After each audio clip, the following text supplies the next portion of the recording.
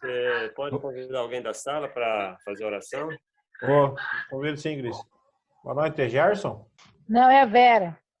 Ah, Vera. Você não quer Isso. orar para nós, não, Vera?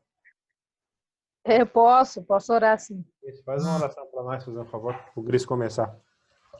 Tá, joia. Querido Deus, querido Pai que estás nos céus, agradecemos, Senhor, por esse momento que vamos estudar a Tua Palavra e para poder compreender um pouco mais do Apocalipse. Que o Senhor possa estar abençoando o Cris Marino, estar usando ele para que possa passar a Tua Palavra para nos ensinar, Senhor. Fique conosco, abençoe cada um que estiver aqui ouvindo, em nome de Jesus. Amém. Amém. Amém. Meu cordial boa noite a todos. Que Deus possa nos acompanhar e acompanhá-lo ao se deparar com essa mensagem, que ela possa contribuir no seu crescimento espiritual. Nós estamos dando sequência ao Apocalipse, às revelações, e hoje estamos na segunda lição. Não completamos ela na última gravação, mas pretendemos completá-la hoje e fazer uma revisão desse estudo tão maravilhoso, que é a questão da pessoa que é a personagem central do Apocalipse, né? Apocalipse, as revelações. Nossa vinheta usual. Nós já falamos sobre o Apocalipse, o que significa a palavra, né? E o conceito que o mundo tem do Apocalipse é diferente do conceito que nós, adventistas e cristãos, temos, né? Foi destacado essas palavras aqui, a exegese, a hermenêutica, a homilética e a escatologia, né? Pode ser que haja alguma definição diferente em algum conceito, que alguém possa falar alguma coisa diferente disso, mas na essência essas palavras têm esse significado aí. Exegese, investigar, extrair, expor, é algo que a gente deve tratar independente da nossa crença, sem preconceito, olhando da maneira mais consistente, né, o que significa o texto que a gente está avaliando. A hermenêutica, como o autor da mensagem queria expor, né, essa mensagem para os seus contemporâneos, né? A homilética, como deve chegar para nós hoje.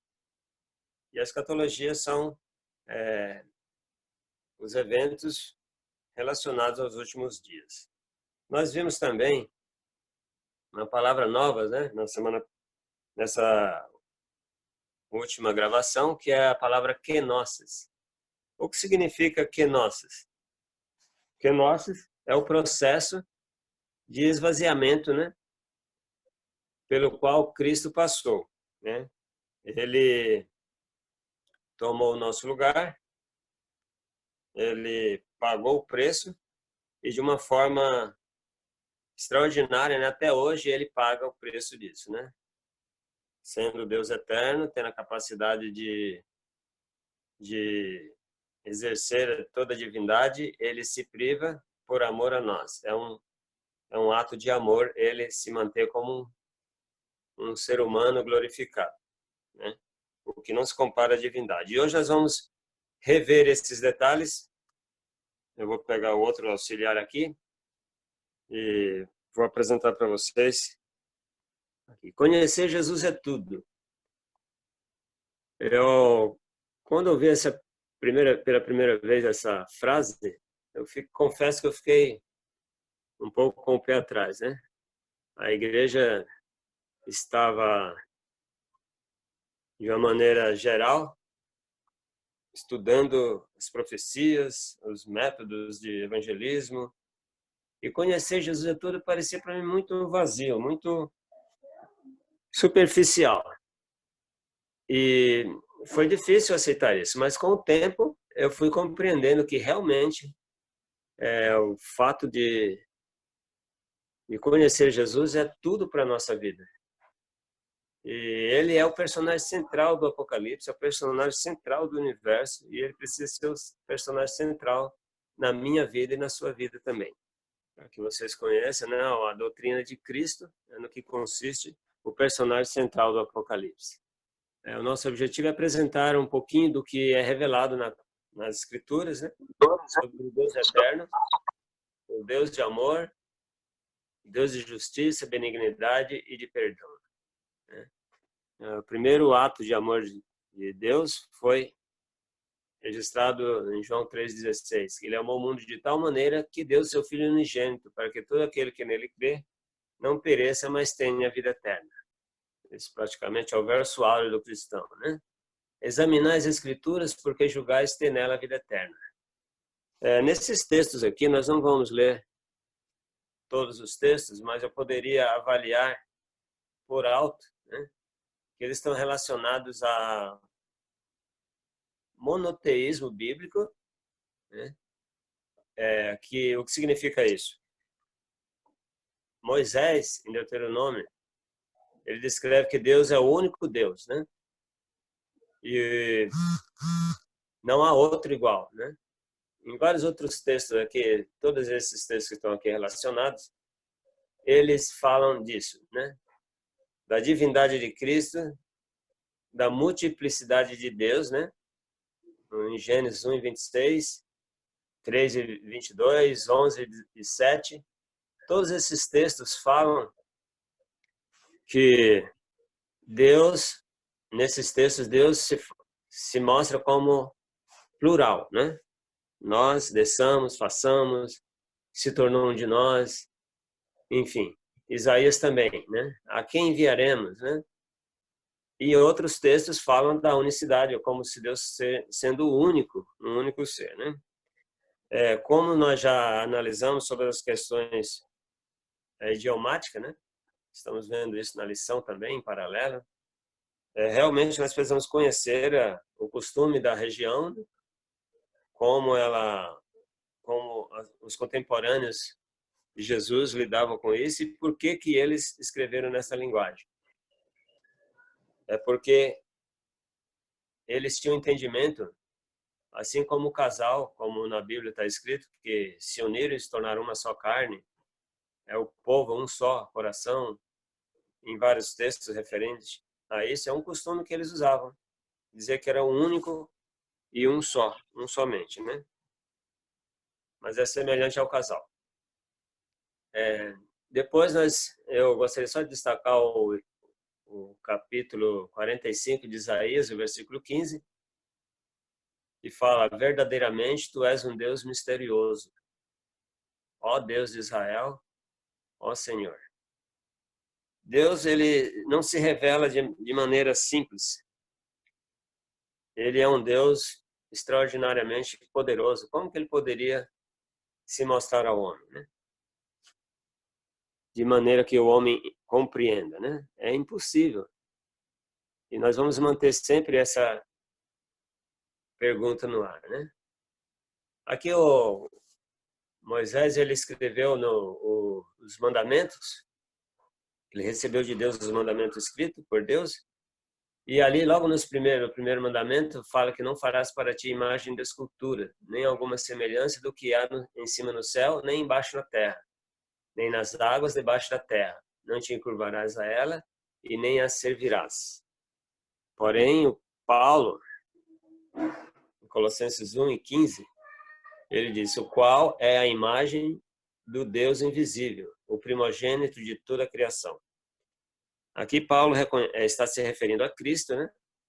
E dizendo que ele é a imagem do Deus invisível. Então nós podemos adorar essa imagem, que é o próprio Cristo, mas porque ele é o próprio Deus, né? E outra palavra interessante aqui é o primogênito. No caso aqui, o primogênito de toda a criação, a palavra primogênito tem mais de um sentido na língua hebraica. Primogênito, ele é o primeiro filho de uma família, mas na segunda aplicação, primogênito aqui significa de onde principiou tudo, ou seja, ele é o originador. Então toda a criação foi originada por Jesus, por Deus, né? Amados, não criais em todo espírito, mas provai se os espíritos vêm de Deus, porque muitos falsos profetas têm saído pelo mundo, e nisto conheceis o Espírito de Deus. 2 pontos, ele afirma assim: todo espírito que confessa que Jesus Cristo veio em carne é de Deus. E todo espírito que não confessa Jesus não é de Deus, mas é o espírito do anticristo, a respeito do qual tendes ouvido que havia de vir e agora já está no mundo. Quando Paulo escreveu, aliás, quando João escreveu isso aqui, ele foi um dos últimos livros a ser escrito. João afirma, por experiência própria, né, que na época dele já tinha a religião que não aceitava Jesus como um ser humano comum. Então eles não aceitavam Jesus como o filho do homem, eles achavam só que Jesus era o filho de Deus e que ele veio aqui e viveu de uma maneira sobrenatural. E nós entendemos que não foi assim. Então, hoje em dia, Satanás já se manifesta de forma diferente. Nós temos no YouTube, foi postado pelo pastor Manassés, pelo pastor Michelson Borges também, um depoimento do Gabriel, um ex-satanista, e ele explica ali com clareza o porquê que eles não suportam, não admitem nem falar o nome de Cristo, né? Se referindo aos demônios. Os demônios não admitem entre eles mencionar o nome de Cristo.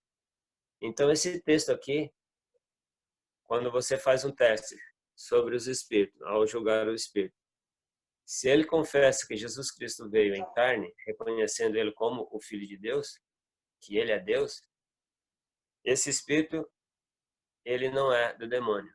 Mas se ele não suportar isso, disfarçar de qualquer forma, você já fica evidente, né, de que ele não é o Espírito de Deus.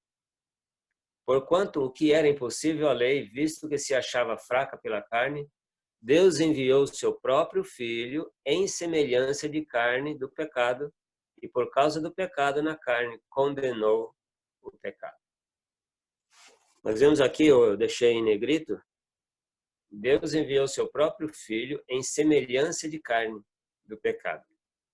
Há uma grande controvérsia entre a natureza de Cristo, como que ela seria, se ela seria divina, ou se ela seria pós-lapsariana, né, ou pré-lapsariana. Pré-lapsariana seria como Adão antes da queda, e pós-lapsariana como Adão após a queda.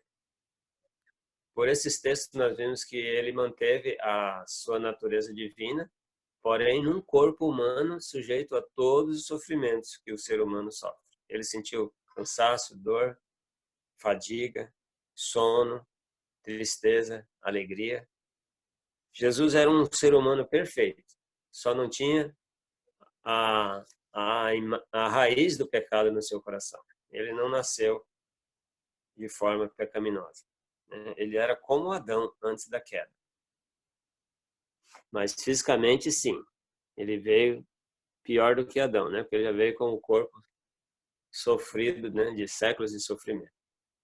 Filipenses 2, do versículo 5 ao versículo 8, traz a mensagem principal desta noite, né? Tende em vós aquele sentimento que houve também em Cristo Jesus, o qual, subsistindo em forma de Deus, não considerou ser igual a Deus, coisa que se devia aferrar, mas esvaziou-se a si mesmo, tomando a forma de servo e tornando-se semelhante aos homens. E achado na forma de homem, humilhou-se a si mesmo, tornando-se obediente até a morte de cruz. Na última gravação nós tínhamos mencionado sobre uma forma de ilustração. Eu gostaria de fazer a demonstração aqui para que vocês entendam na prática como foi esse processo da kenosis, né? O processo de esvaziamento, né? Pelo qual Cristo passou. Eu tenho aqui comigo um copo de água cheio. E imagina que isso aqui seria o estado de Cristo na forma de Deus, né? Como disse o texto, né? Ele existia na forma de Deus e foi se esvaziando até se tornar semelhante ao homem, né? E na forma de homem, ele se sujeitou à morte de cruz. Eu vou tomar um pouco dessa água para que vocês vejam o estágio pelo qual ele passou.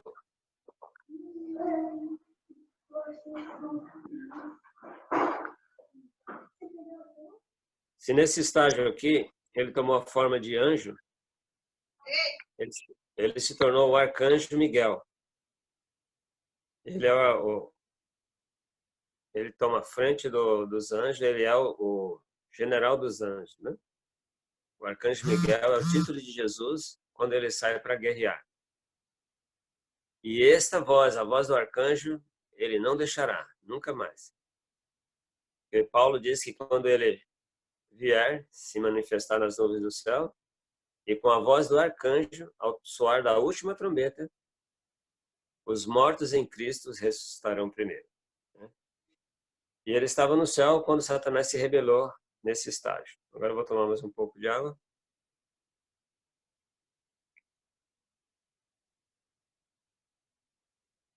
Que quando ele foi resgatar o corpo de Moisés, ele já estava tomando a forma de anjo. Ele não ousou repreender Satanás. Ele disse: o Senhor te repreenda. Dando essa ordem, permitindo que o Espírito Santo agisse no seu lugar com o poder. Nós sabemos que hoje Satanás só pode ser contido pelo poder do Espírito Santo, porque Jesus não atua mais nessa... Ele é um Deus todo-poderoso, mas ele não atua frente a Satanás. Então, tudo que nós dependemos aqui nessa terra é do poder do Espírito Santo. O Espírito Santo que trabalha conosco, nos dando a força e agindo em nossa vida, transformando a nossa vida. Então, quando nós clamarmos por Jesus, em nome de Jesus, o Espírito Santo vai agir, repreendendo a Satanás, dominando Satanás e nos dando o poder para resistir à tentação. Jesus se esvaziou mais ainda.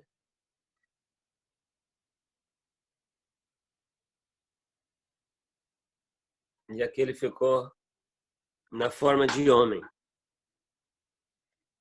Quando Jesus estava na forma de homem, justifica o pensamento dos testemunhos de Jeová, porque o próprio Jesus reconhecia Deus como o seu único Deus poderoso. Jesus realmente não estava com poder nenhum, né? Ele era um ser humano como nós. Apesar de ter a natureza divina, ele vivia como ser humano. Ele não se utilizou do seu poder para seu próprio benefício. Em várias vezes. O poder que ele usou foi determinado em um objetivo: salvar as pessoas necessitadas e socorrer, ressuscitando mortos, curando doentes. Foi dessa forma que ele atuou aqui. O poder ele não usou em seu próprio favor. Tendo em vós aquele sentimento que houve também em Cristo Jesus, o qual, subsistindo em forma de Deus, não considerou ser igual a Deus, coisa que se deveria aferrar, mas esvaziou-se a si mesmo, tomando a forma de servo e tornando-se semelhante ao homem, e achado na forma de homem, humilhou-se a si mesmo, tornando-se obediente até a morte, e morte de cruz. Nós vemos aqui que Jesus chegou ao ponto mais inferior, né?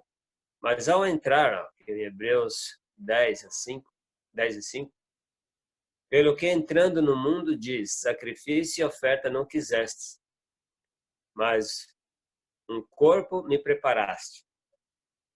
Então Jesus não pediu sacrifício, nem nenhum tipo de benefício, apenas um corpo foi preparado para ele. Ora, ninguém subiu ao céu, senão o que desceu do céu, a saber, o Filho do Homem, né? Agora Jesus desceu para ser homem. Então, aqui ele foi reconhecido como Filho do Homem, que era um dos costumes coloquiais do povo de Israel, né? Quando alguém chamava de filho, estava considerando igual. Então, quando Jesus recebe o título de Filho do Homem, ele é reconhecido como homem, né? E quando recebe o título de Filho de Deus, é reconhecido como Deus. Agora, pois, glorifica-me tu, ó Pai, junto de ti mesmo, com aquela glória que eu tinha contigo antes que o mundo existisse. Aqui o próprio Cristo fala, né? Que ele tinha a glória juntamente do Pai, antes que o mundo existisse. Então não resta dúvida que Cristo é o Deus em pessoa, né? Em ser humano.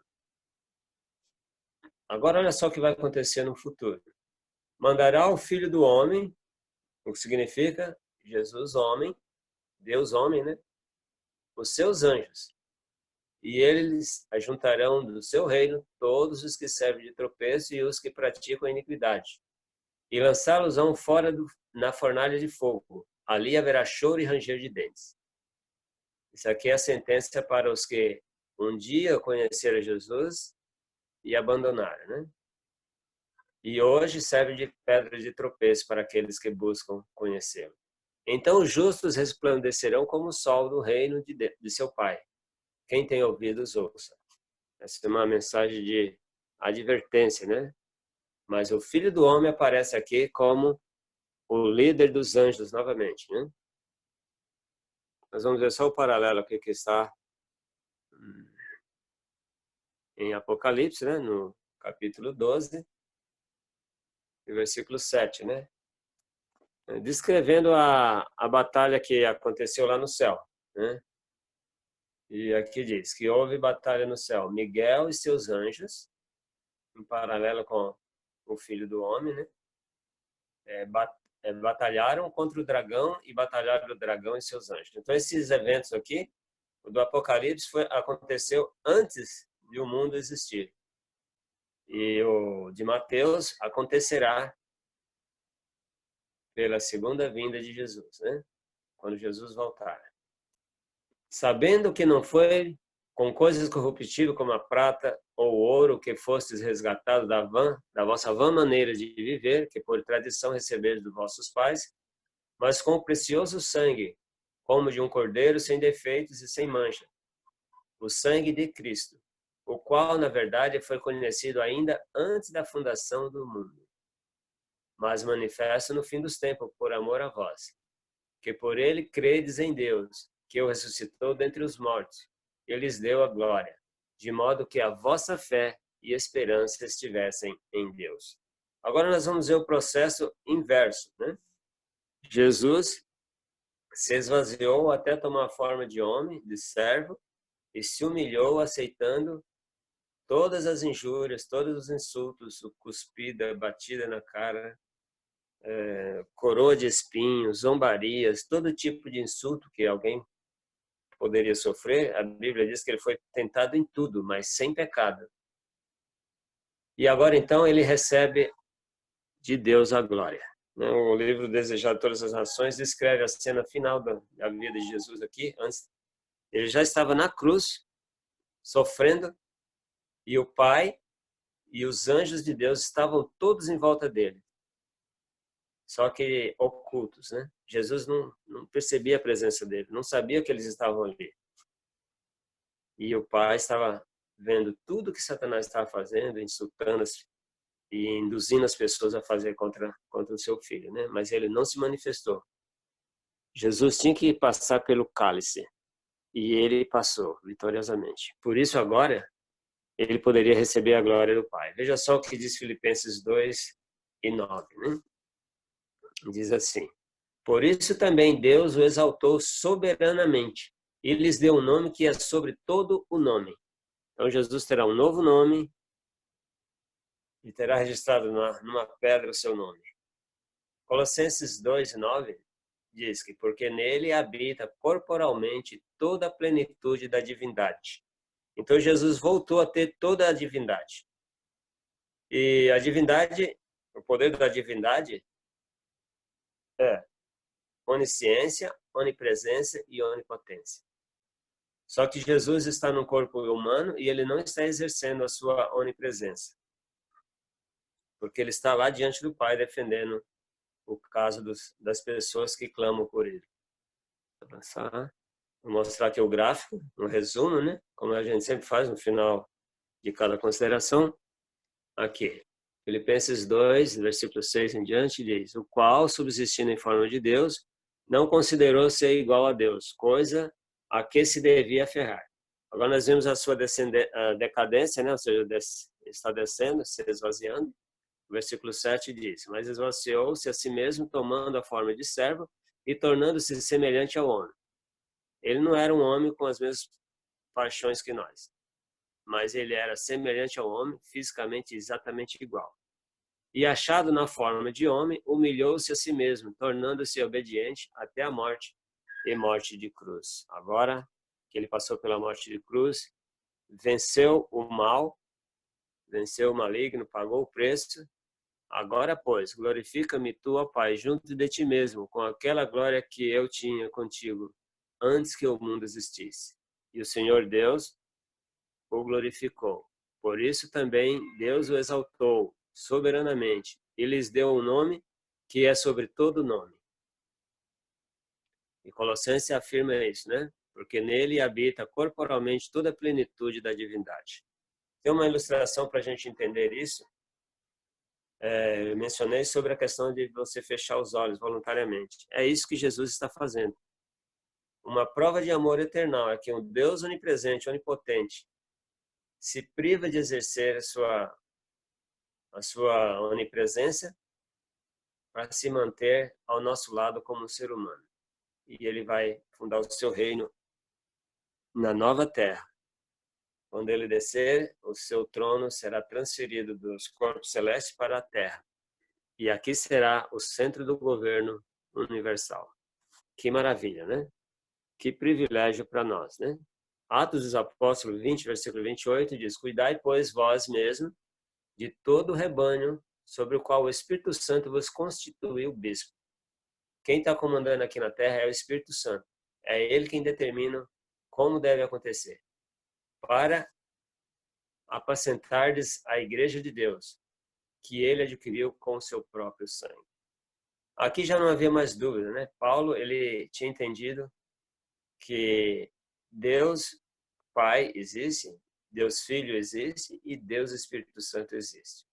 Então não há dúvida por que nós acreditamos na Trindade. Ele também reconhece em Hebreus 3 e 8 que Jesus Cristo é o mesmo ontem, hoje e eternamente. Então, o que é eterno não tem princípio e não tem fim. Vamos voltar um pouquinho em 1 Reis. Toda oração, toda súplica de qualquer homem e de todo teu povo Israel fizer, conhecendo cada um a chaga do seu coração e estendendo as suas mãos para esta casa, ouve tu então do céu, assento da tua habitação, e perdoa e age e dá a cada um conforme a todos os seus caminhos, e segundo vires o seu coração, porque só tu conheces o coração de todos os filhos dos homens. Nós vimos que Jesus, enquanto esteve aqui na terra, ele lia o coração das pessoas. Ele respondia perguntas que não foram feitas. No exemplo de Nicodemos, do jovem rico, dos sacerdotes, de Pilatos, ele lia o coração das pessoas porque ele é Deus, né? E ele está sentado no céu. E ele lê o seu coração hoje, ele lê o meu e o seu coração hoje. Ele sabe de tudo o que vai no nosso coração. E para toda pergunta, para toda ansiedade e apreensão, Jesus tem a resposta. O próprio Senhor prometeu: não se turbe o vosso coração, eu virei outra vez. Então, se ele prometeu que virá outra vez, nós podemos confiar, né? O Senhor Jesus pode nos justificar por seu sangue na cruz. Então, o seu sacrifício pagou o preço. Jesus vai voltar. E quando ele vier, ele virá com todos os seus anjos e ao seu lado, no trono, estará o Pai. E Jesus falará com a sua voz de arcanjo. Um ser humano com a voz de arcanjo, sentado do lado do Pai, e a glória do Pai irá matar os ímpios. Incrível essa cena, se você imaginar, né? Você conhece a Cristo? Conhecê-lo é uma questão de vida e vida eterna. Então, hoje eu reconheço que realmente conhecer Jesus é tudo.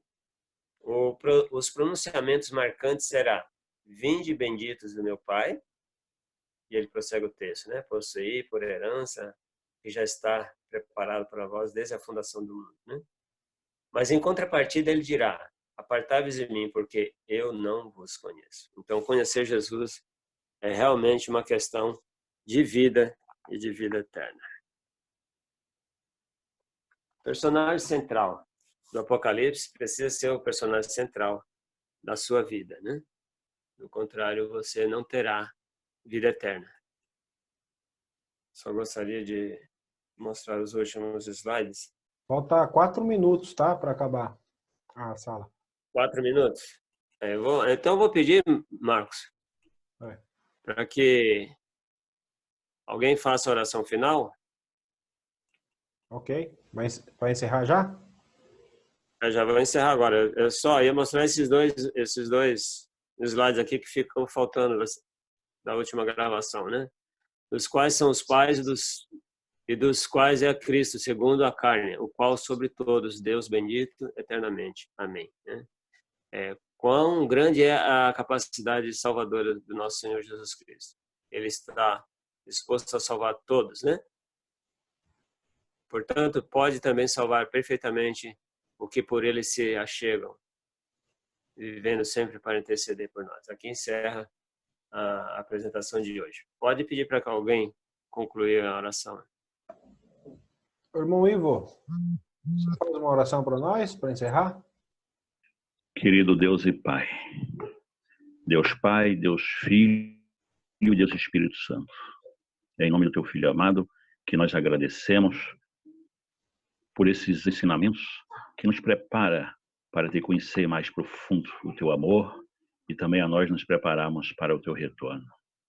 Te agradeço por todos os participantes e coloca cada vez mais o desejo em nosso coração de estarmos presentes, de participar e vivermos. Não basta participar e ler, mas vivermos uma vida pautada dentro da Tua palavra. Esse é o meu desejo, que seja do Senhor o querer eu realizar. Em Cristo Jesus, assim eu oro e agradeço. Amém? Amém. Amém. Que Deus abençoe a todos e que o seu nome seja engrandecido no nosso viver diário. Até a próxima. Deus abençoe.